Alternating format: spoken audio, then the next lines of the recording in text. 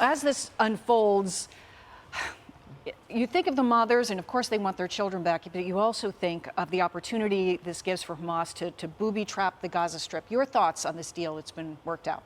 I actually like the way that the Wall Street Journal threaded the needle on this, which is relative to the hostages. They said, look, this is an Israeli issue. It's actually not for us to say. And I get that, because these are Israeli families, okay?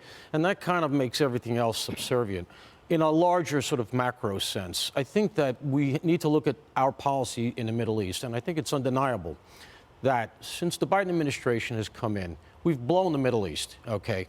We had nowhere near this kind of turmoil, and we left a vacuum where Hamas knew they could take 10 American hostages, at least, and kill 32 Americans. And I go back to something I said on this show previously. Why is the leadership of Hamas, which lives in luxury, billionaires, in Qatar, a nominal American ally, why are they sleeping soundly in their beds, and why are they at the very least not indicted? We have the jurisdiction, and we obviously have the crimes. They should be indicted here in the Southern District, and we should be looking to get them back and putting pressure on Qatar. We should have been doing that from the get-go. Qatar, we have a number of college campuses there, Ivy League schools, at least a half dozen. We have our largest Mideast base. We're probably half their economy. We have a lot of leverage there. Instead, our immediate reflex is, oh no, negotiate, we default to diplomacy, and you know what? Sometimes you need a punch in the nose. You brought up the Wall Street Journal. We do have kind of a headline there out of that. In dealing with Iran, Joe Biden is too accommodating. This Fox News poll, in dealing with Iran, Joe Biden is too accommodating. 70% say too confrontational. 16% say about right. 7%. So echoing kind of some of the sentiments you made there. Kara, I want to bring you in on this. Your thoughts? Oh, yeah. I mean, look at the Biden administration. They extended Iran's sanction waiver recently. So that was for $10 billion. We know they freed up those $6 billion for the other hostage exchange. So way too accommodating. I agree with 70% of those survey respondents. And I think your initial instincts are very correct when it comes to the tactical pause. My mind goes back to military strategists. I taught military history for a brief year in London or in England once. And what you need to do when something like this happens, you go in with overwhelming force. There's a disproportionate nature to this conflict to begin with, and that's evinced in this deal. 150 Palestinians. I think they're probably going to be militants, vice the 50 women and children. So you go in, you have to destroy and eradicate Hamas. That's what most Americans want anyway. So Israel, a tactical pause will help Hamas. They'll refit, they'll redouble their efforts, and they'll entrench for the next round of fighting. Yeah. Mike Pompeo said this morning, it's a terrible conundrum. Your thoughts, Tammy?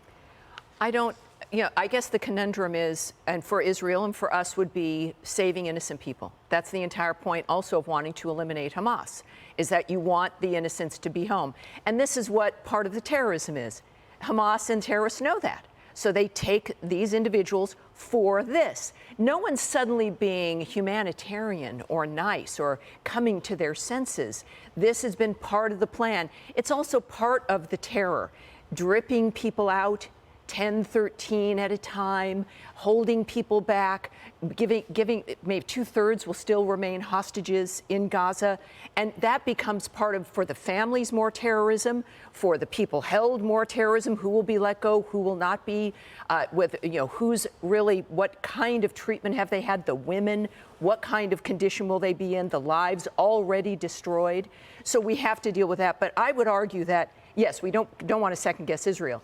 But what happened on October 7th was a crime against humanity. We see the results here. We see it in London. We're seeing it in the other hemisphere, in Australia. We're seeing it all throughout Europe. What happens in Israel will send a signal to all of the knuckle-dragging savages who support Hamas and terrorism, will give them a sense of it's the Gazans are expecting a ceasefire because that's what's been going on for decades. That is part of the terrorism, and that is what we've got to recognize. Hopefully, Israel will continue on with their push. Yeah, I think you raise a great point that when Hamas took these hostages, this was part of the endeavor. Yeah. This was part of their plan. Bringing in Dr. Nicole Saphier now. Among those American hostages, there's a 3-year-old girl that we're hoping will be released among the hostage released tomorrow. Your thoughts on something our reporter Jeff Paul mentioned was that many of these hostages might go to a hospital for evaluation afterwards as well. Well, certainly they're going to have physical needs. They're going to have mental needs and emotional needs that will not be able to just have a little Band-Aid on it. This will affect them probably for the rest of their lives. One thing, speaking to what Tammy just was talking about, when you look at the deal that has been brokered between Israel and Hamas right now, it really shows the differences in who we are dealing with.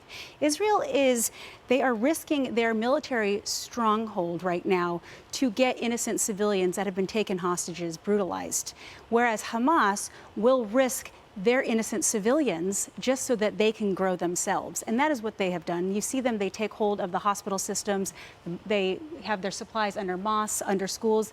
They will risk civilians for their cause. But the ceasefire is a time for them to regroup. And I can only hope that President Biden will continue to remain a strong ally to Israel, because let's be honest, we are funding both sides of this war. Kara pointed out that through the light policies on Iran, they have funded Hezbollah, and also in the aid that has gone to Gaza before October 7th, a lot of that has been funneled to Hamas. So we have some culpability in this war as well, and I can only hope that President Biden remains strong in his support for Israel. And part of this deal encompasses some of that humanitarian aid that's expected to get into Gaza.